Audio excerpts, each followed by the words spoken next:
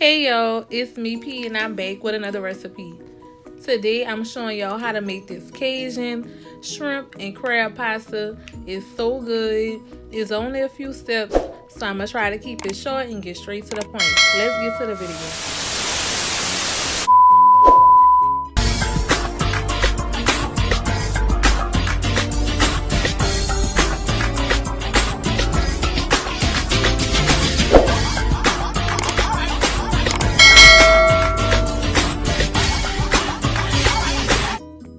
So first we're using raw shrimp, never pre-cooked shrimp.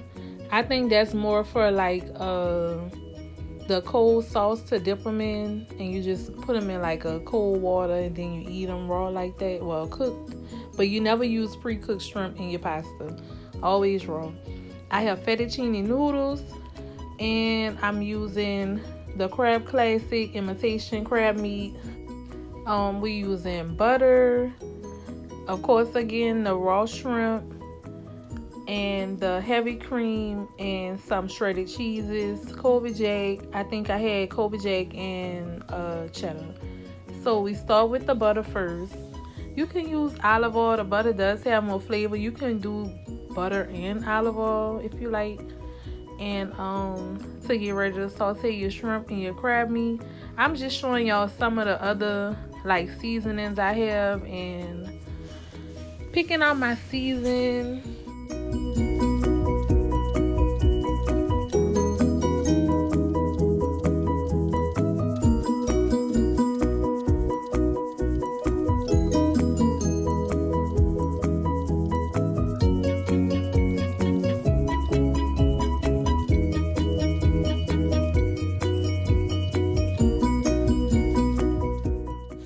I used that Flavor Guard seasoning before for like a steak, and I did the review on my channel. It was a short. It was pretty good, but I'm more of a blend my own flavor type of girl. So y'all see I picked out the crushed peppers, garlic powder, the mango habanero rub was such a great flavor on the seafood with the chili powder, parsley, and the adobe. Basically, I just made my own Cajun seasoning. I don't think I had Old Bay this night. I would have used Old Bay. That's a big go-to for me, but I don't think I had. So I am seasoning my butter, y'all. I don't know if this is something that people do often, but I season my butter so when my shrimp touch it could just automatically catch the flavor and the seasoning. It's kind of like you almost sauteing the herbs because the herbs are dry, and this makes them, nice and moist. So when everything touches it, it just coats it really well, and then it'll have a good flavor already cooked into the pan.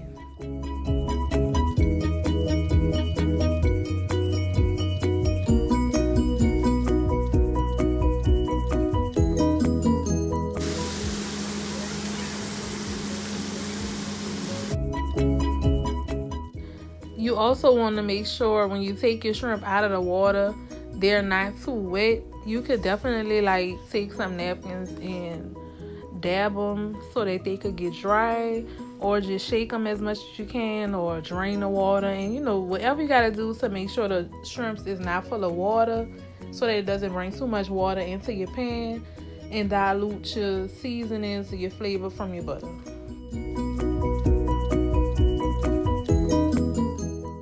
I let these shrimps cook about maybe 4 minutes, and until they started kind of shriveling, because they're gonna cook a little bit more when I put them in there with the pasta, and I don't want to overcook them and get them rubbery.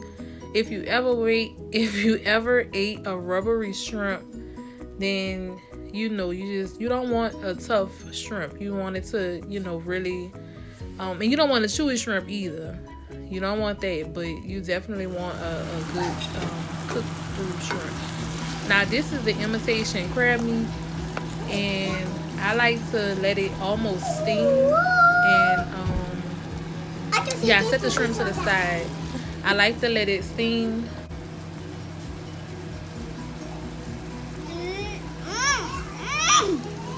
Smell good? I can see better. Oh, good job. I like that. Yeah, y'all know I'm raising some content creators over here, so They practice with my extra phone sometimes. But yeah, so I'm gonna just get that coated in the butter. As you can see, I didn't have to add any more. I left that butter in there from the shrimp. And I'm gonna put the pan, the top on the pan. And I turn the heat down a little bit. And I'm gonna let that steam up. And because you don't want it to fry down into the pan. This is really delicate meat.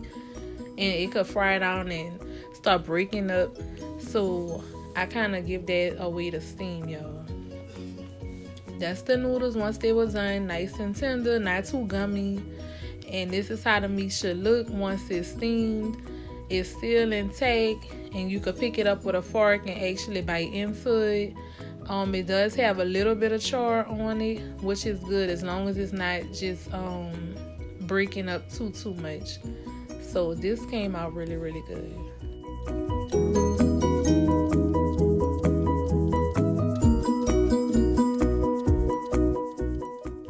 So with the same season that's already in the pan, and I'm gonna just break that up because that's good, y'all. That's nothing but season that just cooked down to the pan, just a little char.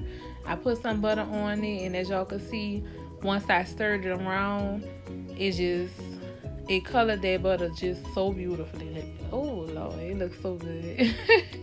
But I'm preparing to do my sauce. So I am going to add a little bit of season to it, not too much, because they have season on the meat already. So you don't want the sauce to overpower. You know, it don't want to be too Cajun-y, if that makes sense, y'all. Like, you could go from Cajun food to salty food easy. So don't be too heavy on like the tonis, the salt. I don't even add salt to this type of recipe. I don't really add so much at all. Yeah, it might do a little bit to the sauce, but definitely not my meat. It's really not needed, depending on what you're cooking, you know. So anyways, I'm doing the sauce, and that already just looks so good. That is a beautiful color to have a Cajun sauce, y'all. I'm just showing y'all that I have all my meat off to the side, covered up so it could stay hot and all them flavors could sit together. But I'm just gonna blend the season that's still in the pan. I'm blending the butter, and then you put that on like a medium heat so it could start bubbling. And I'm gonna tell y'all a quick story how I learned how to do this, because I didn't know. Of course, at some point we all don't know something. And see, I'm using a little bit of salt for my sauce, because you definitely don't want this part bland, but don't overdo it. So we in Rouse's in Louisiana, and we will always buy our seafood, like our fresh seafood from Rouse's. And I don't know what made me ask. I don't know if it's something I saw on TV. I don't know what it was, but if he just decided to tell me. We was talking about sauce and making pasta. I was making a pasta for my birthday, and I was saying how I wanted it to taste a little bit different and fresh. And he was saying, you know, you could do it this way. And that's how I learned how to make a sauce from scratch, y'all. So shout out to Rouse's. That was when I was turning like 22, because Leah was a baby. So yeah, I was turning like 22, y'all. And I had made something basically like this. I made this with a butterfly pasta, and I made filet mignon on the grill for the first time. It was my first time having filet mignon. It came out amazing. It's so tender. That's the most tender steak you could have. And I also made, excuse my kids in the background, y'all. I also made boiled lobster, the full lobster with the head, for the first time. Me and my mom eat that often, so that wasn't my first time. But yeah, I boiled some lobster. My friend was over. We had drinks and jello shots. So yeah, that was my 22nd birthday. And we had a pool in my mama's yard. But anyways, y'all, that's how I learned how to make the sauce. And it's going to come out really, really good. And you just let that cook for a couple minutes till it start bubbling. Then you could drop your cheese.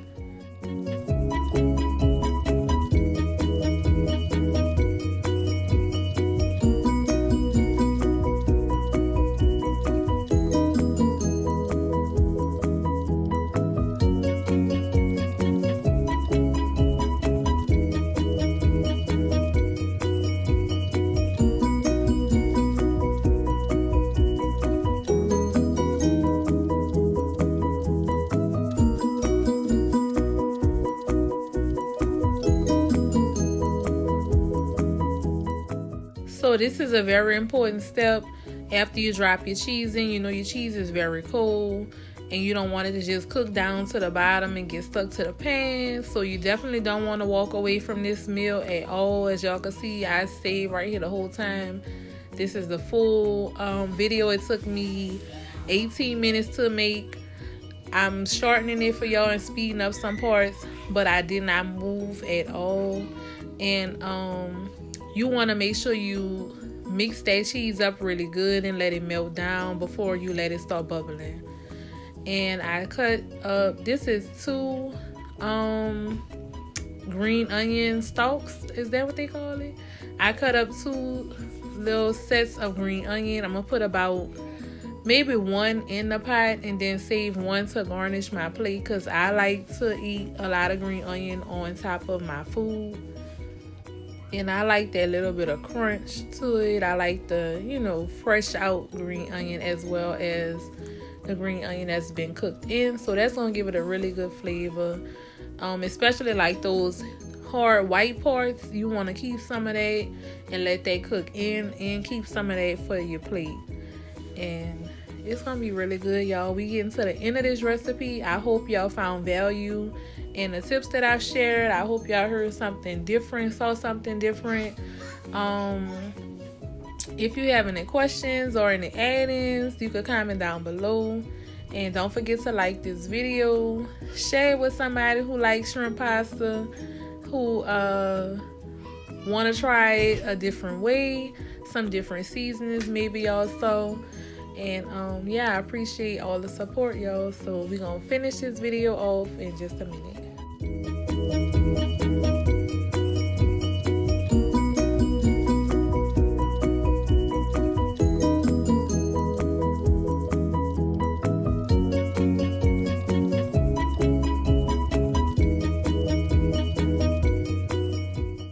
So it's a couple ways you could do this. You could definitely keep the meat on side and put it on top in your plate and mix it that way. You could mix your noodles in a sauce and do it like that. If it was more saucier and you wanted to put some noodles in, you could definitely do that. This particular time, I did choose to just put the sauce on top of the noodles and mix the meat in.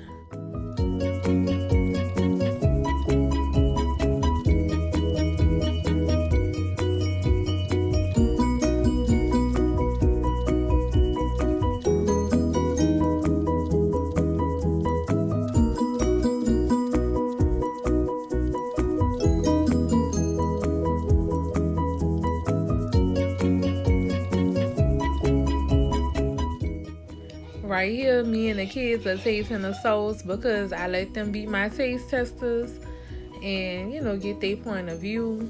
That's how I learned how to cook from young. And everybody said it was good, and it was good, y'all. And this is the finished product.